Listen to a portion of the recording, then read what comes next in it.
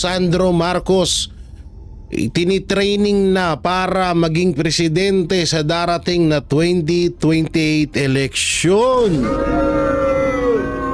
Lahat ng mga makakaliwa at lahat ng halos na nandyan ngayon na mga anti-Duterte na bumabatikos, bumabanat sa mga Duterte, lahat po yan hawak ng mga Amerikano, mga dilawan.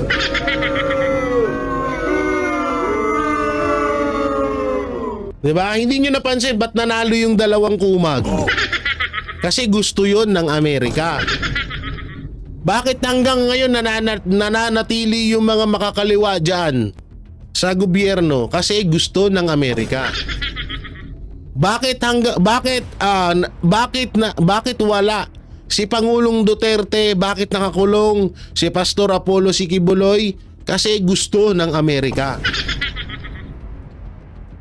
So ibig sabihin lahat na nangyayari dito gusto ng Amerika.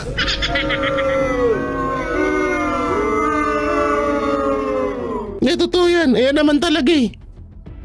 Sa madaling salita, kontrolado na ang Pilipinas ng Amerika.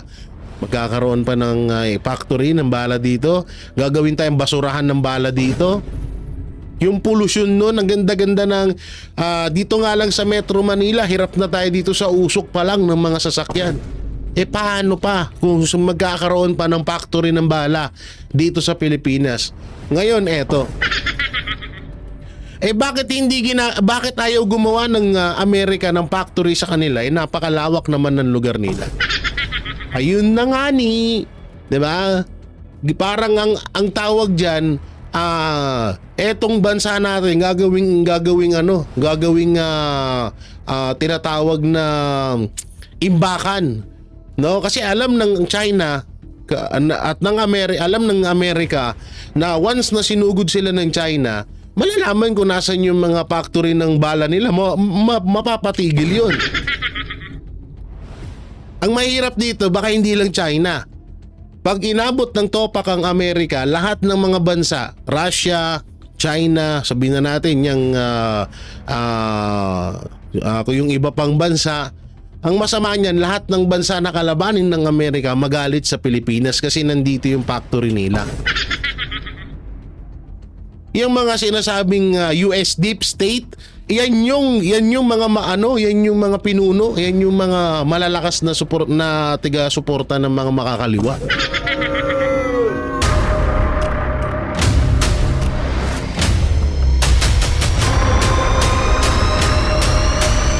Bago tayo mag-umpisa, baka pwede nyong i-like ang video na to. Malaking bagay ang like sa aming mga content creators. Maraming salamat po.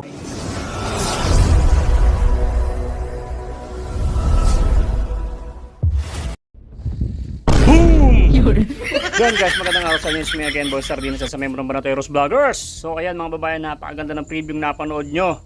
Preview pa lang yan. So sana mapanood mo yung full video dito kay Tol J. Guevara. So mga babayan, dito sa video yung papanood nyo, nako si Lisa Marcos may masamang plano kay BP Sara. Nako, ano kaya ang masamang plano na yan? I think kung mapapanood mo yung video, maganda. Pag hindi, kwento ko sa'yo. Ito, alam mo, sa aking analyze mga babayan, kung ang plano na masama ni Lisa Marcos kay BP, nako, matindi. Oo, ayon sa puting ahas. Kasi nga mga babayan, hirap na hirap silang pabagsakin itong si BP. Kita nyo naman, yung impeachment ay nabigo sila. Kahit anong gawin, itambalos-los. So, panoorin yung full video. Tanong natin kay Tol J. Guevara, ano ba yung masamang plano ni BP? Ni Lisa Marcos kay BP. Naku, BP, mag-ingat-ingat ka. At ito pa mga kababayan, sa video na to, kung di mo papanood, kukwento ko sa inyo. Itong si Sandro Marcos, nako, susunod na presidente ng Pilipinas sa 2028. My God, ayan, yan ang lumalabas ng mga balita at mga issue mga kababayan. Alam niyo naman mga kababayan, pagka yung machine na yan, yung machine, pagka talagang binoykot yan, yung talagang magic sa ayaw at sa gusto mo, mananalo ang ilalagay nila dyan sa PCOS machine na yan. Kita nyo nga yung mga hindi kasama sa survey, yan sila Bam Aquino, di ba? Hindi nga nasasama yan sa mga survey, biro niya nanalo. Okay? Kaya dapat mga babayan, mag-ingat tayo sa 2028. Pag yan ay naging totoo at si Sandro Marcos ang naging presidente, wala na. Ngayon nga yung tatay niya, wala na hong nangyari, di mas lalo yung anak. Maliit pa ang utak niyan. Yung tatay, hindi na nga magampanan yung pagiging pangulo. Siya pa ang magiging susunod na presidente. My God. Alam nyo mga babayan, dati di ba bilib tayo kay Trump. Ngayon, si Trump na ay nagkukontrol na sa Pilipinas. My God, panoorin nyo yan. At ito sa video na to, makita nyo, dito mababanggit ni Tol J. Guevara na ang Pilipinas ay magiging factory ng bala o mga, hindi lang siguro mga bala, mga missile ng Amerika. My God. Kasi alam nyo mga babayan, pag tayo naging factory ng mga bala ng Amerika, maraming bansa na magagalit sa atin. Halimbawa, nagkaroon ng gera, wag naman sana.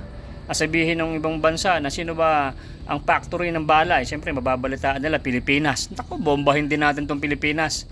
Grabe, no?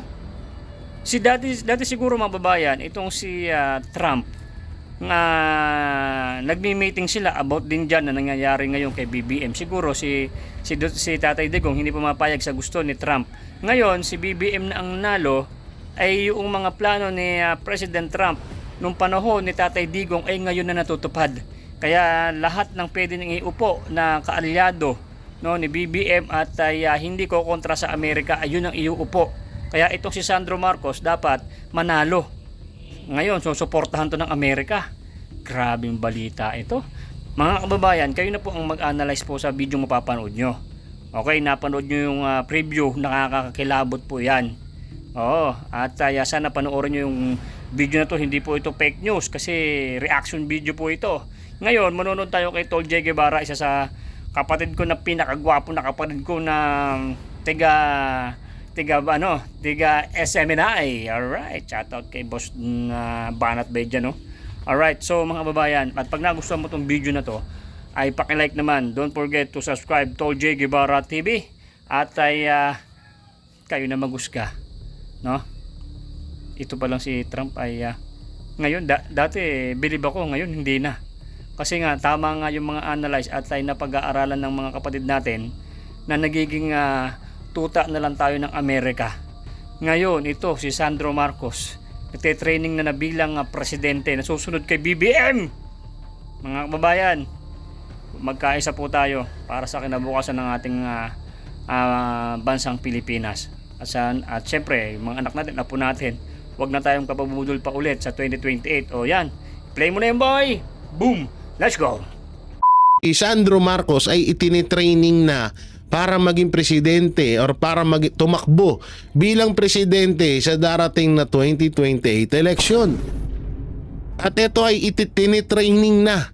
So ibig sabihin, kapag ikaw ay nagtraining, parang sure na alam nyo na si Sandro Marcos ang mananalo sa darating na 2028. Aba, nakakaba ito. Comelec, paging. Bigla naman ho natin idudugtong dito yung Comelec. Na hanggang ngayon hindi pa rin po nila sinasagot yung about po doon sa 18 million na overvoting na nangyari po nung nakaraang halalan. At may mga sabi-sabi na talagang minanipula itong botohan dahil posible na daw na makapasok si Kiko Pangilinan at si Bam Aquino. Pero ba't nakapasok pa? Yan yung katanungan ng mga netizen. Ngayon, yan ang pagdudugtong-dugtungin natin lahat. Oo, so eto po yun, no? Eto po yung balita, no, na talagang isa parang eto pa, ang masaklap pa dito, parang isasabak pa tayo ng ni Pangulong Bongbong Marcos sa gera. Kasi sa Lunes po daw, kung hindi ako nagkakamali, correct me if I'm wrong. Sa English correct me if I'm wrong. Tawag dito, dilipad daw si Marcos Jr. papuntang India para bumili ng gagamitan panggera. Anak ng teteng, may gamit ka panggera? Panggera. May pera ka para sa panggera, pero wala kang pera doon sa mga OFW na nasa gitna ng gera. Aba nako. Ang lupit mo ha. Alam mo ha. Alam mo. Ang galing mo ha. Oo, grabe no. Wala siyang pera. Walang pera ang gobyerno para doon sa mga OFW na nasa gitna ng gera para mapauwi ng Pilipinas. Kasi wala daw plano, kasi wala daw pera, ganun. Pero pambili ng gaang kagamitan, panggera, meron. Aba nako, ang galing. Aba nako. Iba din ha. So dito, basahin nun natin ito.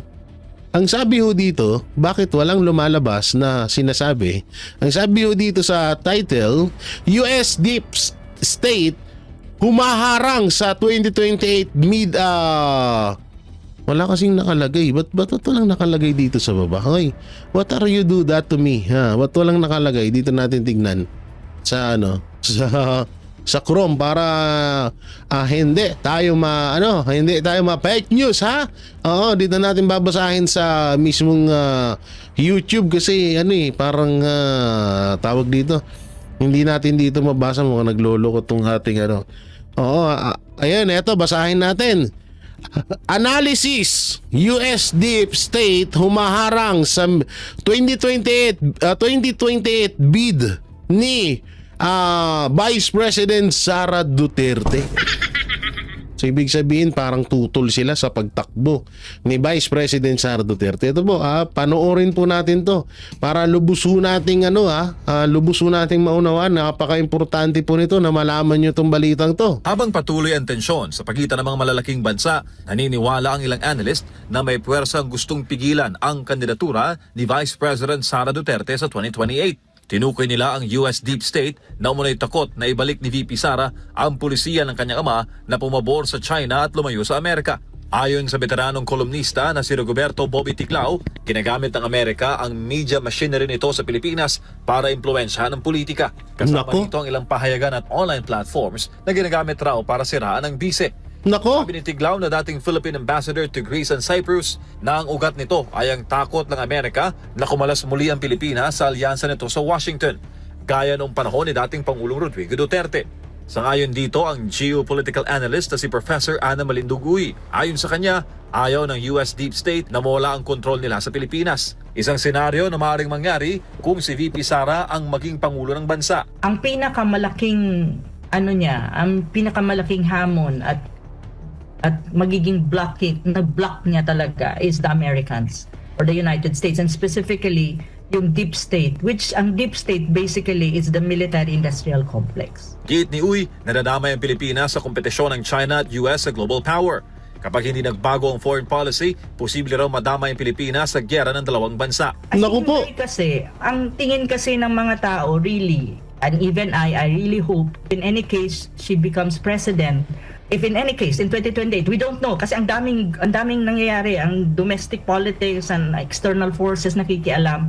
Pero if really it's her destiny to be the president of the country in a matter of time, then it's really her responsibility, as if in any case mangyari yon, to put the country in a proper trajectory, na ibalik mo sa independent foreign policy, gitna mo yung country mo, equidistant sa lahat, neutral ka, you try to have good relation with all major powers. Importante yun sa isang bansa, then may pag-asa ang bayan natin. Dagdag pa ni Malinduguy, hindi Russia kundi China ang itinuturing na pangunahing kalaban ng Amerika sa larangan ng ekonomiya, depensa, teknolohiya at AI.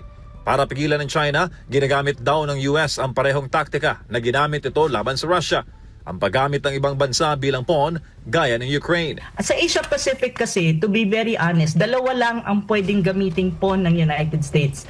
Ang Taiwan, island of Taiwan, and the Philippines. In Taiwan, I don't really worry too much, though it's a very volatile Kakatakot area. naman to. Kasi tension-driven yan. But you have to remember, the Taiwanese are Chinese. Pero mas nag-worry ako sa side ng Pilipinas. Bakit? Because ang ating foreign policy, kung hindi magbabago yan, mauwi talaga tayo sa gitgitan at magiging pawn talaga tayo ng United States. Panawagan naman ni Malindugoy sa publiko, bantayan ang geopolitics ng China, US at Pilipinas. Dahil dito nakasalalay ang kinabukasan ng bansa. Kinabukasan na sana raw ay hindi mauwi sa gyera na hindi naman atin. Pero ay kasasawi ng milyong-milyong Pilipino. Kasi kung magkakaroon ng gitgitan, MJ, at magkakaroon ng conflict dyan sa South China Sea, isali nyo na yung Taiwan. Pag may ginawa ang Amerikano dyan, ako, delikado tayo. Madadamay tayo madadrag tayo kasi forward base nga tayo Para sa Diyos sa Pilipinas, Grabe, no? Nakakatakot to. Ito yung, mga loyalista. Handa na ba kayong mamatay? Di ba proud kayo kay Marcos Jr.?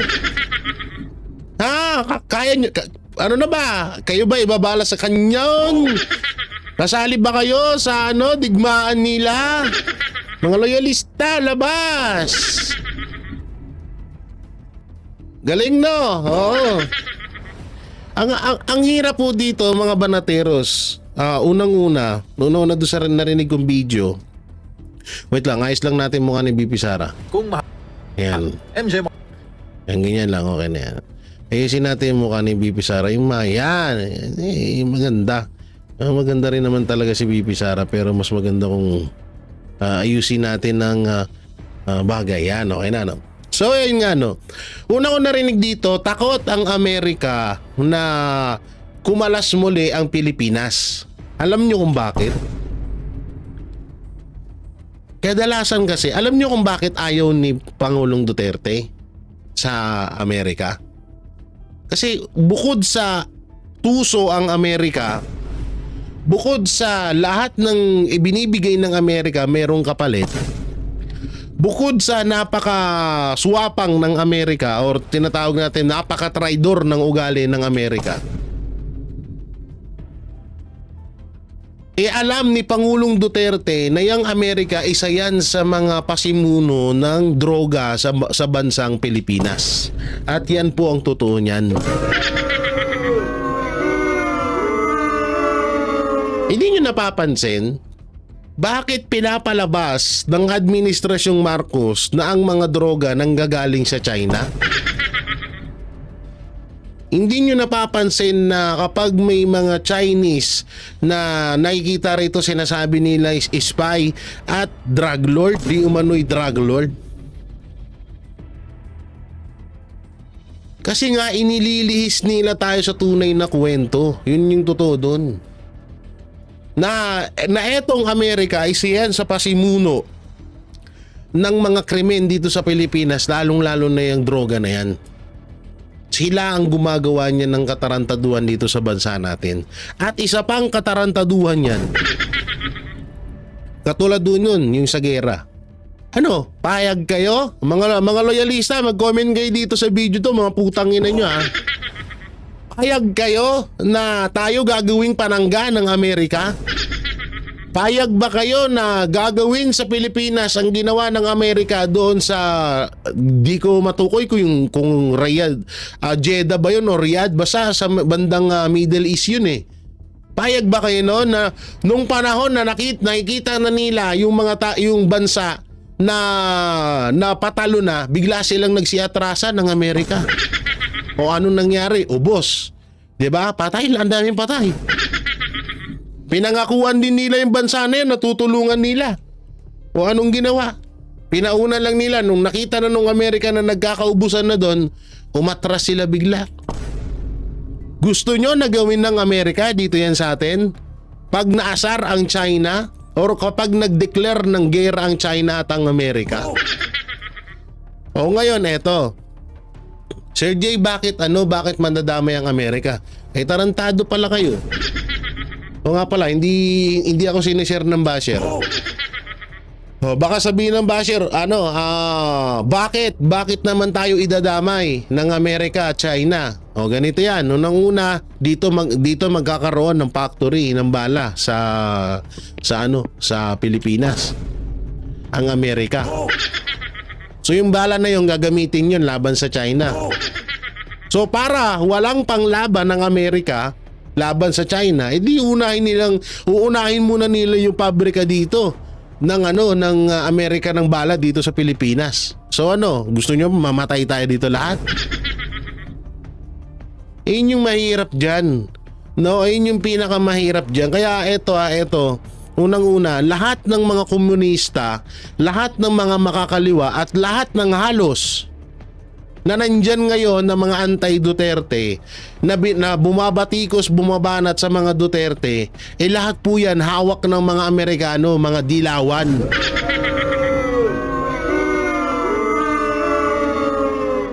Diba? Hindi nyo napansin ba't nanalo yung dalawang kumag? Kasi gusto yon ng Amerika. Bakit hanggang ngayon nananatili yung mga makakaliwa dyan sa gobyerno? Kasi gusto ng Amerika. Bakit wala si Pangulong Duterte? Bakit nakakulong si Pastor Apollo Sikibuloy? Kasi gusto ng Amerika. So ibig sabihin lahat na nangyayari dito gusto ng Amerika.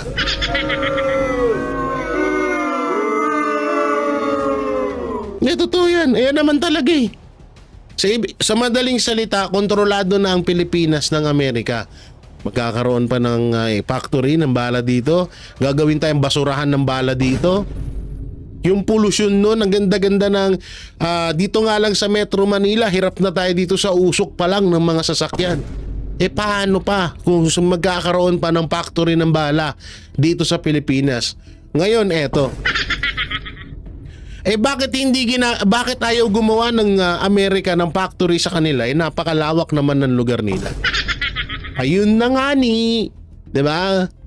Parang ang tawag diyan, etong bansa natin gagawing tinatawag na imbakan. No, kasi alam ng China at ng Amerika na once na sinugod sila ng China, malalaman kung nasan yung mga factory ng bala nila, mapapatigil yun. Ang mahirap dito, baka hindi lang China. Pag inabot ng topak ang Amerika, lahat ng mga bansa, Russia, China, sabihin na natin yung iba pang bansa, ang masama niyan, lahat ng bansa na kalabanin ng Amerika magalit sa Pilipinas kasi nandito yung factory nila. Yung mga sinasabing US deep state, yan yung mga pinuno, yan yung mga malalakas na tiga-suporta ng mga makakaliwa. Totoo ho yan, yan yung mga kandidato na hindi nanalo doon. No, yun yung mga makakaliwa. At tignan nyo. Tapos ngayon, ito pa pinakamaganda. Nag-offer si Donald Trump ng kay Marcos Jr. Pumayag si Marcos Jr. O tignan nyo. Bandang huli, anong ginawa ni Donald Trump? Binabanatan niya si Duterte, di ba? Binabanatan ni Donald Trump si Duterte na ngayon. Ni minsan hindi ginawa ni Donald Trump yan noon. Proud siya kay Duterte pero ngayon, di ba, bumalingbing na si Donald Trump. Hindi ba kayo nagtataka doon? At ito pa ang pinakamalupit. Noong panahon ni Pangulong Duterte, hindi kasi mauto-uto ni Donald Trump etong si Pangulong Duterte. Noong panahon ni Marcos, tignan mo yung taripa natin. 0 taripa, Pilipinas, sa kanila 19. Ang galing, di ba? Ngayon, bakit nga ba hinahadlangan ng Amerika ang 2028 election or sa darating na 2028 ang pagtakbo ni Vice President Sara Duterte bilang presidente ng Pilipinas? O eto papakita ko sa inyo kung bakit. Eto yan, papakita ko sa inyo ha. Oo, asan na yan? Arasa na. Where na yo? Dito na me. Oo, where na yo? Dito na me. Ito. Oo. I-share natin dito. Bakit nga ba tutol ang Amerika? Ba't nila napagdidesisyonan to? Kasi nga sa oras na maluklok muli ang mga Duterte sa bansang Pilipinas, hindi na magagawa ng Amerika ang gusto nila dito. At eto yung dahilan. Bakit nila tinututulan? Kasi gusto ng Amerika na si Sandro Marcos ang tumakbo at manalong presidente sa darating na 2028 election. Panoorin nyo. Ako'y nagulat na naibigay ang majority floor leader sa isang hindi naman neophyte kasi second term niya sa opisina, pero he is the youngest in congressional history to assume the majority leader position. He is 31. Ang dating pinakabata ay si Congressman Turing Tolentino, no? But he was like 35, I think, or 36. So si Congressman Sandro is the youngest in congressional history to be majority floor leader. And for me, that is an ascension preparing him for a bigger role. We might just be surprised for him to be speaker, if not in the second regular session, in the third regular session, going into presidential campaign period.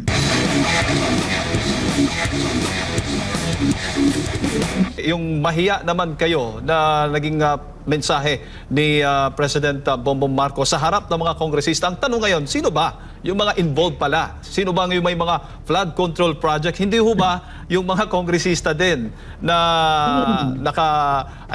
nagkaroon ng mga project na ito at saka naging ano din, parang sabi ng ilan, parang awkward kasi nagtayuan, nagpalakpakan, so gusto nilang maimbestigahan at malathala yung mga pangalan nila kung sakali man kung meron man. Kasi siyempre ang Pangulo mismo ang personal na pumunta sa mga lugar, nakita niya madaling nasira yung mga proyekto tsaka hindi maganda ang pagkakagawa, Prof. Oo, alam mo yung kung sino, dapat ang tumayo lang din yung tunay na minority at si Congressman Toby Chanco. Bakit? Kasi second day pa lang sinabi na pinatutuhanan ni Congressman Chanco yung sinabi na allegation ni Mayor Magalong, yung 777. Yes, oo. Lumalabas, no? Kaya nga ang sinabi ko doon sa isang ako'y natanong, very tenuous ang hold ng Senate President at ng Speaker. Kasi, oo, kayo ang nahalal, pero sa House talagang umuuga. At ako'y nagulat na naibigay ang majority floor leader sa isang hindi naman neophyte kasi second term niya sa opisina, pero he is the youngest in congressional history to assume the majority leader position. He is 31. Ang dating pinakabata ay si Congressman Turing Tolentino, no? But he was like 35, I think, or 36. So si Congressman Sandro is the youngest in congressional history to be majority floor leader. And for me, that is an ascension preparing him for a bigger role. We might just be surprised. Alam nyo, ang kulang na lang dyan sa pamilyang Marcos. Ang ilan ba senador natin? 24, di ba? Ang kulang na lang yung Senado magpipinsan ng mga Marcos. Tapos yung Congress puro third cousin ng mga Marcos. Hindi nyo naalata, lahat na lang sila nakaposisyon. Tapos may mga sarili pang posisyon sa Congress. Di ba? Ang lupit, di ba? Yung kapatid gusto pang maging Senate President noon. Hindi talaga obvious naman noon pa man talaga na babalitaan na to na itong si Sandro Marcos ang tatakbong presidente sa darating na 2028. Yun yung ano diyan, yun yung katotohanan diyan at yun din yung pinaplano ni Marcos Jr. Kaya nga ito So baka sabihin ng iba diyan, Jay, bata pa si Sandro, hindi pa pwede. Sige, hindi pa pwede.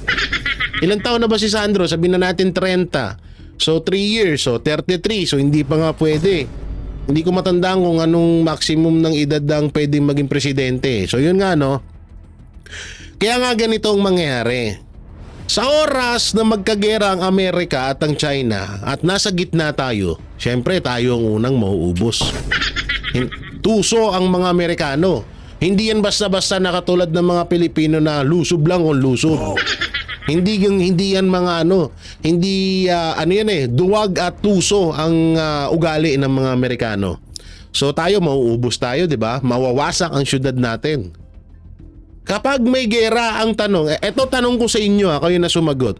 Kapag may gera ba sa bansa, tuloy ang botohan? Kasi ito alam na ng administrasyong Marcos na 101% na mananalo si Vice President Sara Duterte na presidente sa darating na 2028 election. Alam na ng mga Marcos yan. Alam na nila yan. Damang-dama na nila yan. Hindi nyo napansin? Kaya nga medyo lumaylo si Tambi sa pagiging bida-bida. Dahil natanggap niya na hindi talaga siya mananalo. Kahit anong gawin niyang photo bomber ba? Kahit anong gawin niya yung picture na tumutulong siya, malasakit siya. Tingnan niyo nawala yun ngayong ganun, 'di ba?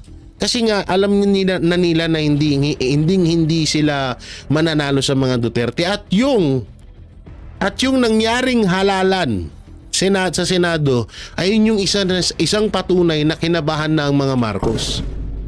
Dahil sa naging boto ng mga Pilipino kay Senator Bongo at kay Senator Bato at kay Senator Marcoleta. At isa pa, yung nangyaring pagdakip nila kay Pangulong Duterte, doon nila nakita na grabe na hindi tayo mananalo sa mga Duterte.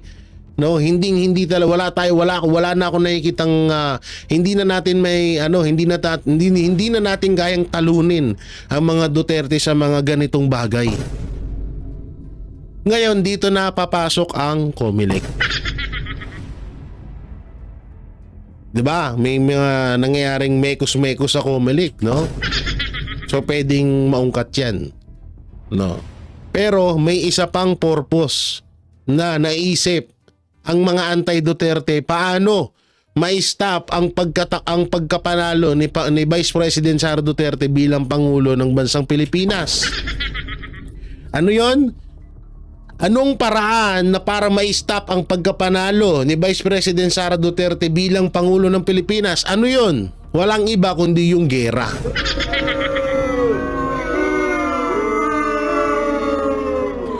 Sa oras na magkagera tayo is walang eleksyon na magaganap. Lalaki pa ang pondo ng Pilipinas. Ang laki ng utang natin, 'di ba? Ang laki ng utang natin. Ngayon gagawin 'yan. Ang maaaring gawin 'yan kapag nagkaroon ng gera sa Pilipinas, dadagsa ang donasyon ng iba't ibang bansa dito sa Pilipinas.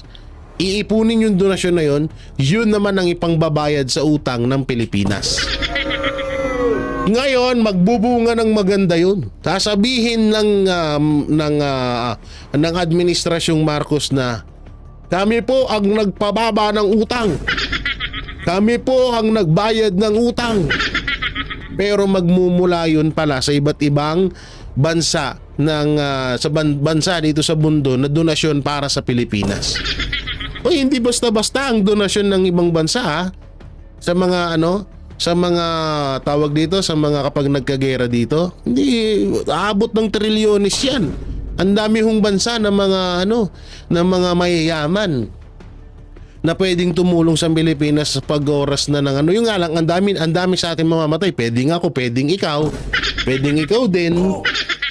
O yung mga loyalista. Handaan nyo sarili nyo. Pag sa oras ng gera, lumusob na agad kayo. Kayo yung bataan ni Marcos eh. Kami, pupunta lang kami ng Davao, safe na kami doon. Oo, dadaling ko lahat ng pamilya ko dun sa Davao, tapos bahala na kayo dito sa Maynila. Una naman tatargetin ng halimbawa ng China, Maynila eh. Di ubus-ubus kayo dyan. Kawawa naman yung mga loyalistang tanga ni Marcos Jr. na vlogger. Tanga na nga, namatay pa.